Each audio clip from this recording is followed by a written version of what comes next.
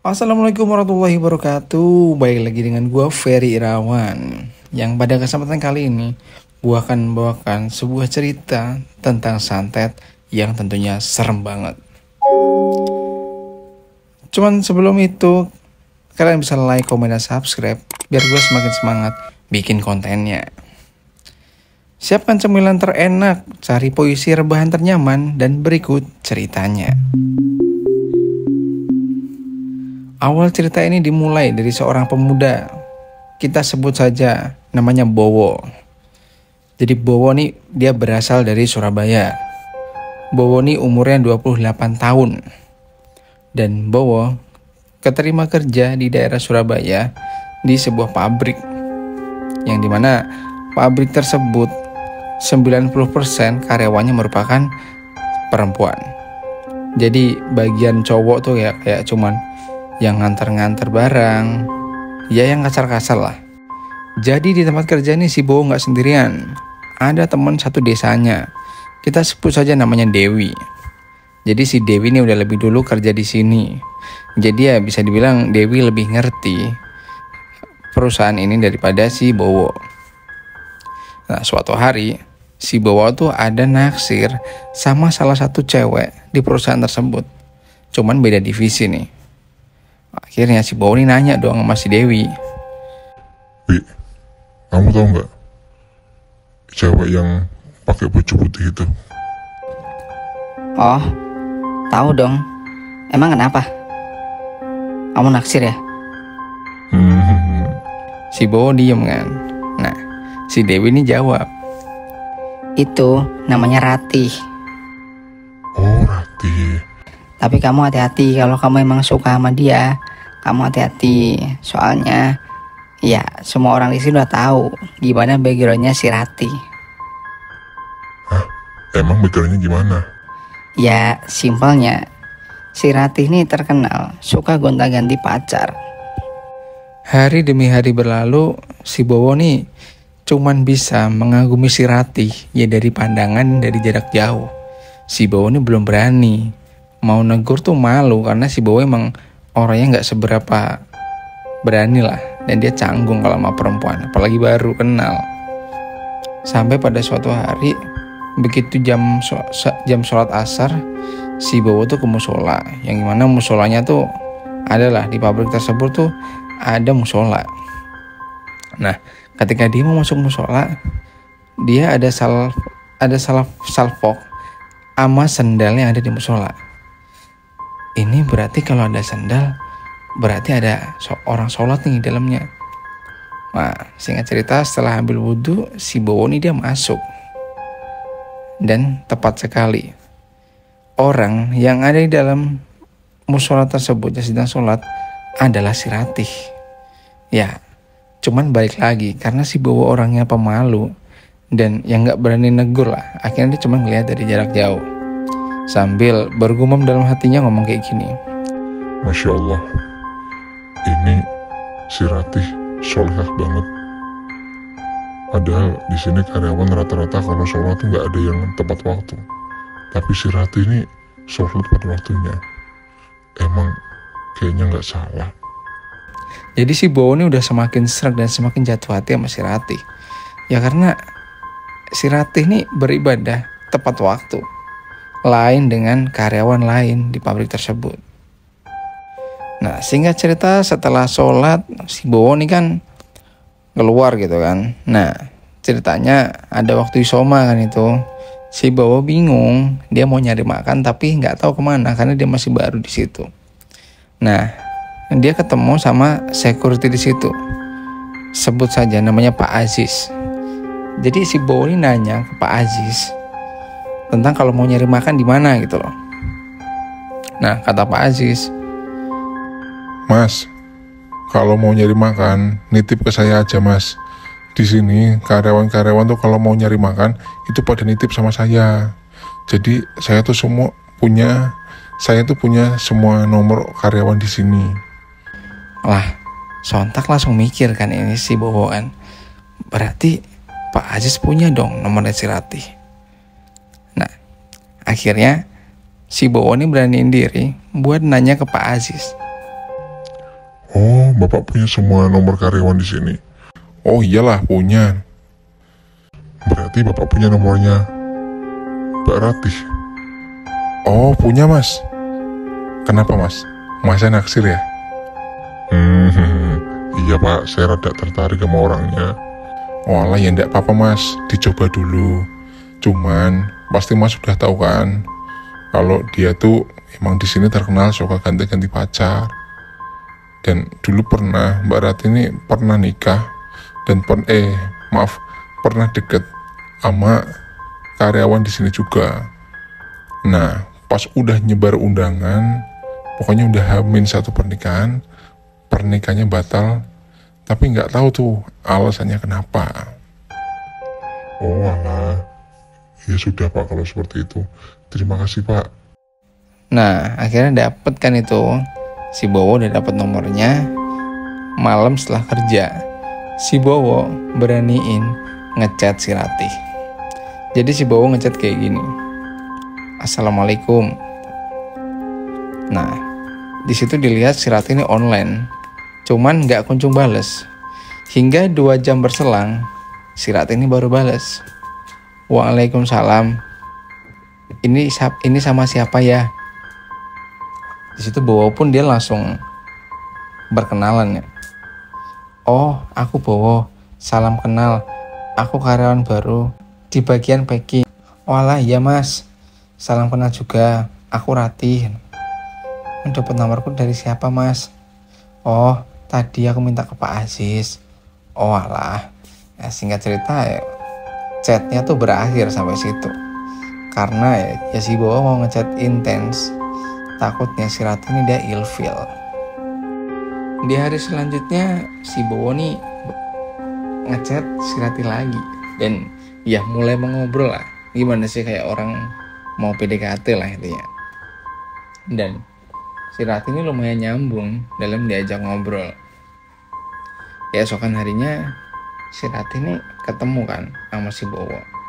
Dan di situ si Bowo beraniin diri buat nyapa si Ratih. Gitulah. Jadi udah mulai berani nih si Bowo yang dulu cuman ngelihat dari jarak jauh, sekarang udah berani tegur sapa. Nah, mereka semakin intens settingan. Sekitar 1 minggu setelah itu, si Bowo ini ketemu kan sama Ratih pas Isoma. Nah, di situ si Bowo ngeberaniin diri buat ngajakin si Ratih makan siang. Nah, si Bowo bilang kayak gini. Tih, kamu mau nggak makan siang nih? Aku belum makan siang. Oh, maaf mas, aku bawa bekal mas. Lain kali ya kalau aku nggak bawa bekal. Oh alah, yaudah nggak apa-apa kalau kayak gitu. Jadi emang si Ratih ini ya setiap hari dia bawa bekal dan jarang gitu loh buat jajan. Nah, singkat cerita waktu berjalan, sekitar beberapa hari setelah itu mereka ketemu lagi. Si Bowo ngajakin makan lagi. Dan pada kesempatan kali itu si Ratih mau karena dia gak bawa bekal. Nah, singkat cerita mereka keluar pabrik tempat mereka kerja.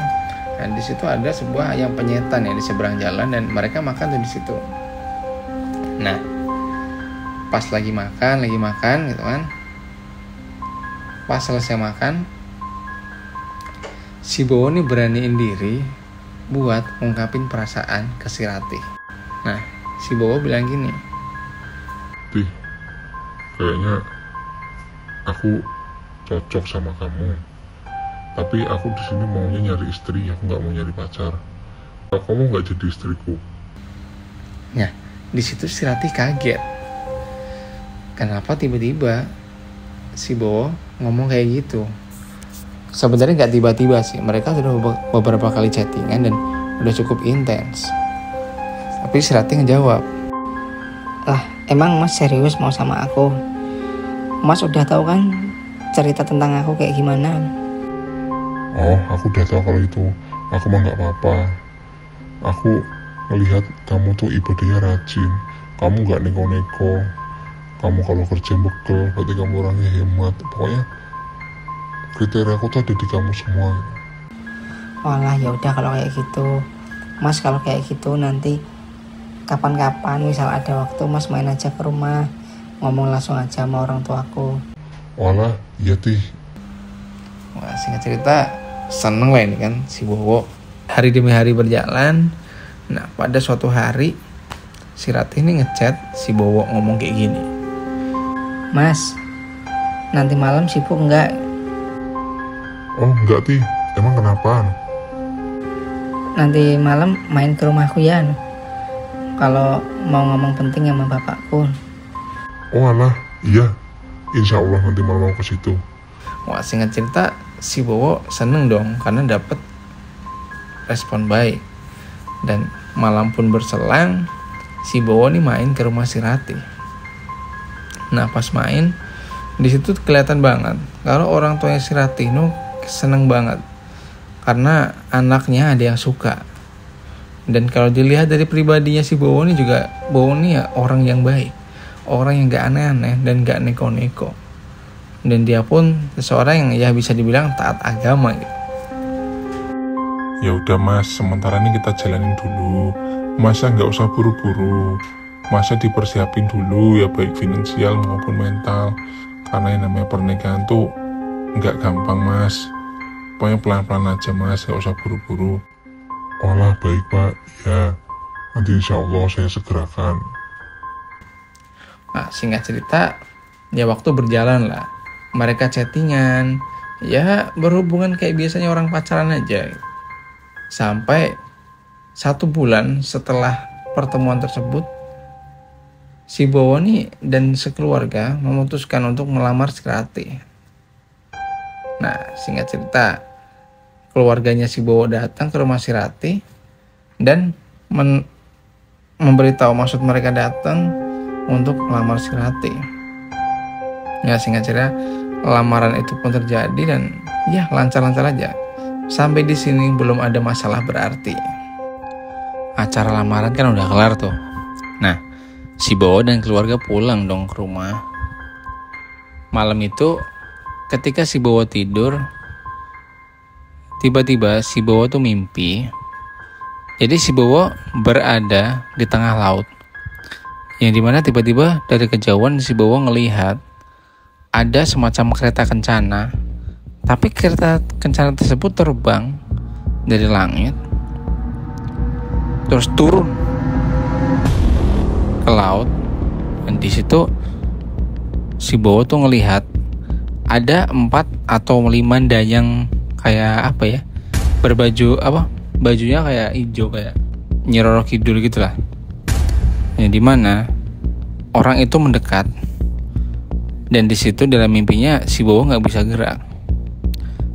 Dia mendekat, dan si cewek yang menggunakan gaun hijau ini, dia ngomong di telinganya si Bowo kayak gini, "Kono ojo ganggu arek iki." Yang kalau di bahasa Indonesia, kamu jangan ganggu anak ini. Di situ si Bowo langsung kebangun dengan nafas terengah-engah gitu kan. Kaget gitu. Kenapa tiba-tiba dia mimpiin kayak gitu? Nah, dimana mimpi itu tuh si Bowo ngerasa kayak mimpi itu nyata banget. Dan mimpi ini berulang 3 hari berturut-turut dan sama dengan cewek berpakaian serba hijau, ya kayak putri keraton kidul itulah. Akhirnya di sini si Bowo dia mulai mikir dong, ada yang nggak beres. Nah, jadi ceritanya si Bowo ini dia punya semacam guru spiritual lah, kayak punya ustadz guru ngajinya gitulah. Kita sebut aja namanya Pak Burhan. Kemudian si Bowo main ke rumah Pak Burhan dan dia mengkonsultasikan perihal mimpinya. Nah, singkat cerita, dia menuju ke rumahnya Pak Burhan. Pas dia baru nyampe depannya Pak Burhan, Pak Burhan tuh udah nunggu di depan rumah, di depan pintu. Dan padahal nih si Bowo nih belum cerita apa-apa. Cuman Pak Burhan tuh udah ngomong gini, Oh, harap takon masalah calonmu ya? "Kamu mau nanya masalah calonmu ya?" Dalam hati si Bowo, kok dia tahu gitu. Singkat cerita mereka masuk. dan diomongin lah hal itu kepada Pak Burhan. Nah, kemudian Pak Burhan cuma ngomong gini, Walah yaudah, gua besok atau kapanpun secepatnya bawa calonmu ke sini. Nanti biar coba aku ruqyah. Kemudian si Bowo pun pulang ke rumahnya dan ya kerja seperti biasa. Nah, ketika di kantor ketemu kan dia sama si Ratih. Nah, si Ratih ngomong, si Bowo ngomong kayak gini, Tih, nanti kamu ini ya, aku ajak ke rumahnya guru spiritualku. Ya, aku adalah guru ngajiku dulu. Nah, gak apa-apa, ntar biar kamu kenalin aja. Soalnya guru ngajiku ini udah aku anggap seperti bapakku sendiri. Walah, iya mas. jadi di sini si Bowo dia nggak cerita kalau sebenarnya si Ratih itu mau diruqyah. Waktu berjalan, keesokan harinya, hari libur kan tuh, si Bowo ngajakin si Ratih ke rumahnya Pak Burhan. Nah, mereka jalan kan bawa mobil tuh.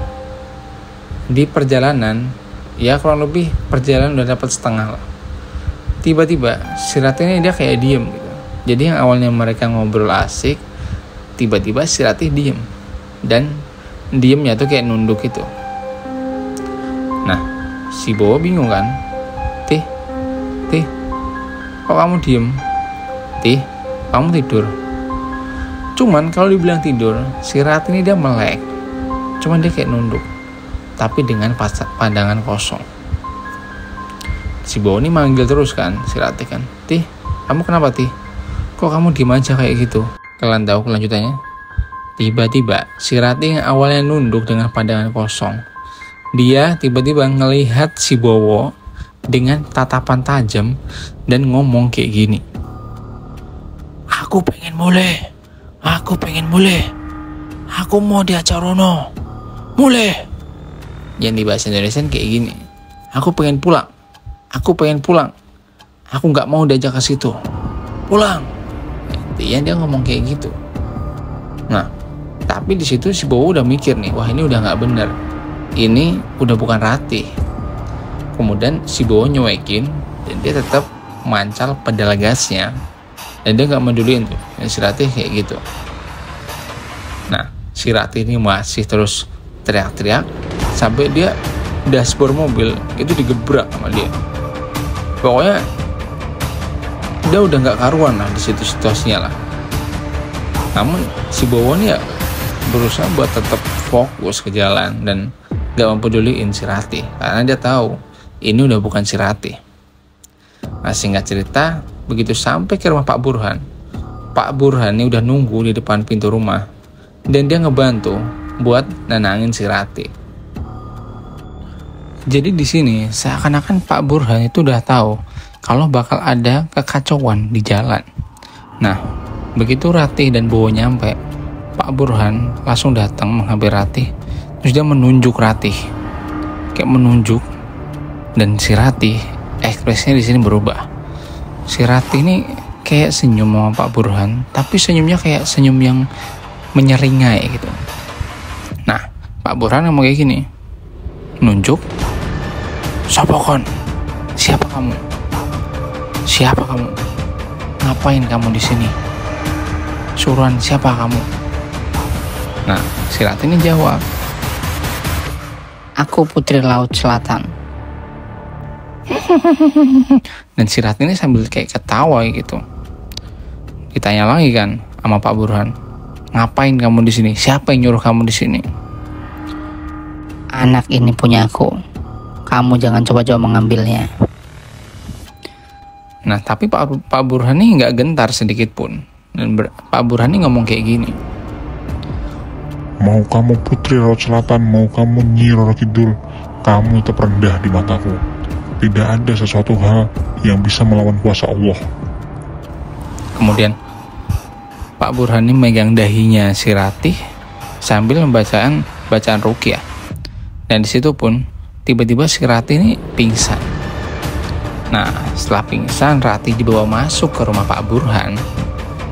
Gak lama kemudian, sekitar setengah jam lah, si Ratih pun sadar. Loh mas, tadi aku habis ngapain mas? Kok aku keringetan basah semua kayak gini bajuku? Oh iya, nggak apa-apa. Tadi kamu habis kesurupan. Nah, di situ Pak Burhan ngomong tuh ke si Bowo kalau Udah, Wo. Ini mending nanti ke depannya kamu bawa ke sini si Ratih. Setiap habis maghrib kita ruqyah rutin. Karena kalau nggak kayak gini, si Ratih ini susah. Soalnya ini istrimu ini, calon istrimu ini, ada yang magerin, ada yang nyalahin lah.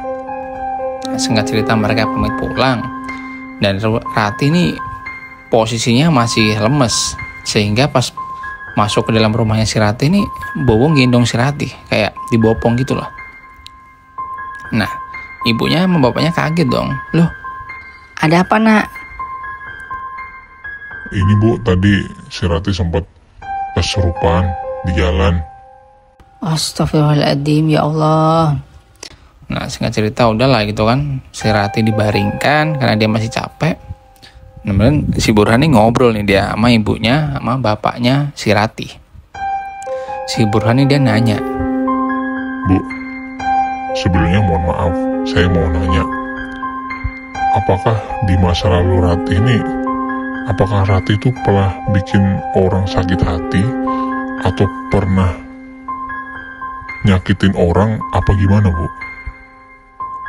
Soalnya ini kalau kata guru spiritual saya, kata ustadz saya, jadi si Ratih tadi ini dia di ruqyah, dan kata ustadz saya si Ratih ini ada yang magerin. Oh, jadi gini nak, sebenarnya dulu sebelum kamu melamar si Ratih ada seorang laki-laki yang melamar si Ratih. Nah laki-laki ini kerja ya di tempat kerjanya si Ratih. Nah laki-laki ini datang melamar si Ratih, cuman Ratih itu nggak srek sama ini laki-laki karena ini laki-laki jauh dari agama. Dan di samping itu si Ratih ini emang ya belum siap nikah dan pengen ngelanjutin kuliah S2. Sehingga ya pada saat lamaran itu datang, kita menolak dengan halus. Kita ngomong, mohon maaf mas, bukannya kita menolak, cuman si Ratih masih pengen meneruskan kuliah S2. nah namun keluarga laki-laki tersebut menangkapnya berbeda dan mereka ngomong kayak gini. Walah ya sudah Bu, kalau seperti itu nggak apa-apa.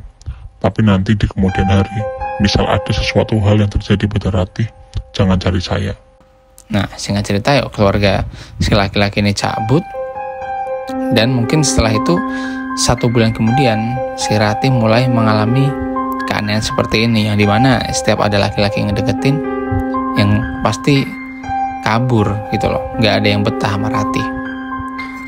Walah begitu Bu. Ya sudah nggak apa-apa Bu, saya sudah koordinasi sama ustadz saya. Nanti Ratih bakal saya ruqyah rutin ya, karena kalau penyakit dari Allah itu kita kembalikan pada Allah.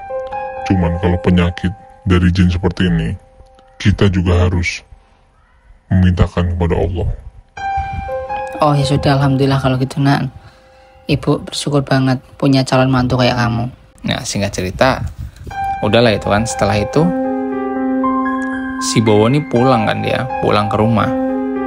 Nah ketika pulang di rumah pas tidur nih, entah sadar atau enggak, si Bowo itu ngerasa jadi dia tidur telentang dan dia ngelihat dari atas plafonnya itu ada wanita pakai kebaya hijau yang kayak ngelihat dia dengan tatapan tajam gitu loh.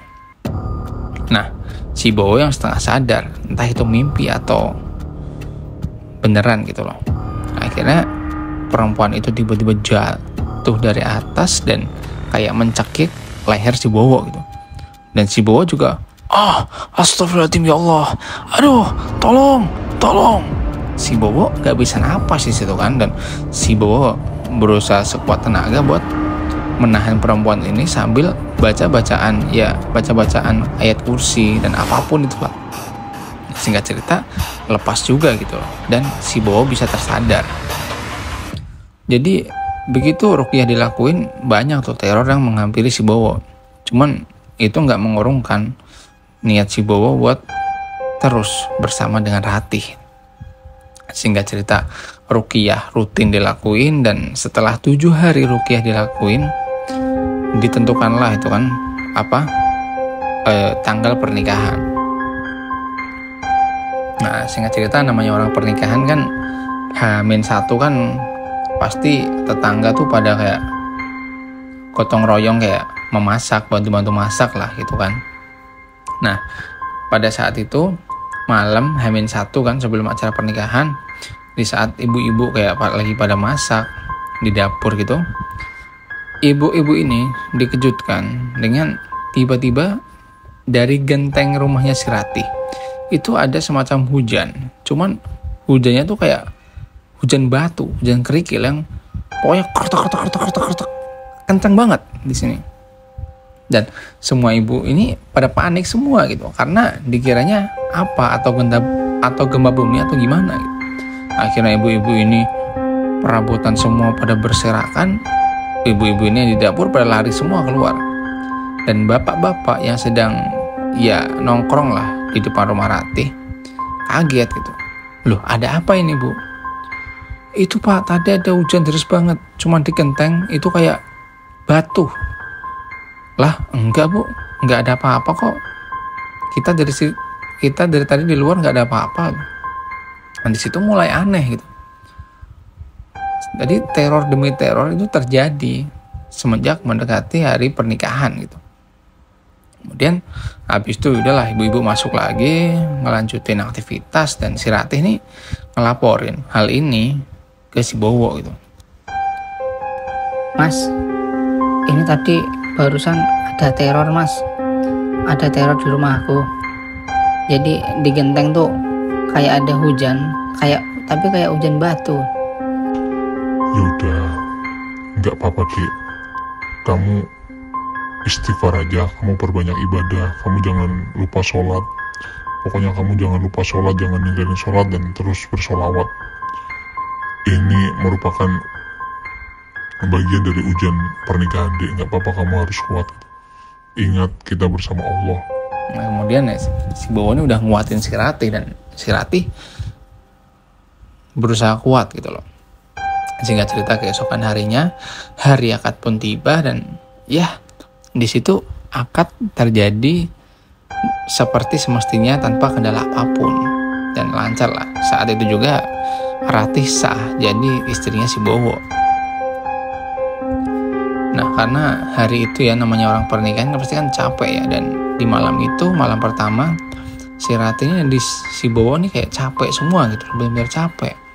Dan di malam pertama mereka belum ngelakuin hubungan, yang dimana si Bowo tuh ketiduran, cuman si Ratih ini tidur lebih dulu gitu.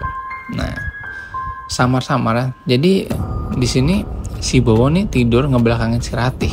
Si Bowo nih madep tembok gitu kan. Tiba-tiba di tengah malam itu ada suara orang nyinden.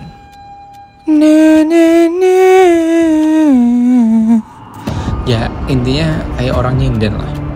Si Bowo kaget dong, maksudnya tengah malam nih siapa yang nyinden, dan acara pernikahan mereka juga udah selesai gitu.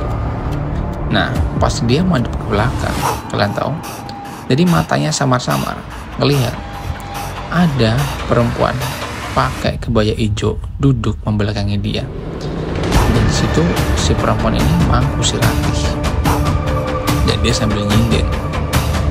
Nah, ketika si Bowo itu lihat kan, dia istighfar, dia baca-baca bismillah. Nah, tiba-tiba si sinden ini madep ke belakang, dan dia ngeliatin si Bowo dengan mata tatapan tajam banget. Di situ si Bowo tuh tetap beristighfar, dia baca bacaan ayat kursi apapun itu kan. Dan tiba-tiba hilang sosok tersebut. Dan si Ratih ini kayak orang linglung. Kemudian si Bowo nanya kan ke si Ratih, kamu kenapa Dek? Kamu gak apa kan? Oh enggak Mas, emang aku kenapa Mas barusan? Kayak kamu gak apa-apa kok. Jadi si Bowo ini nggak cerita tentang apa yang dialami si Ratih. Singkat cerita, hari demi hari mereka jalanin, dan di malam kedua, nah tadi kan dia masih belum ngelakuin hubungan kan.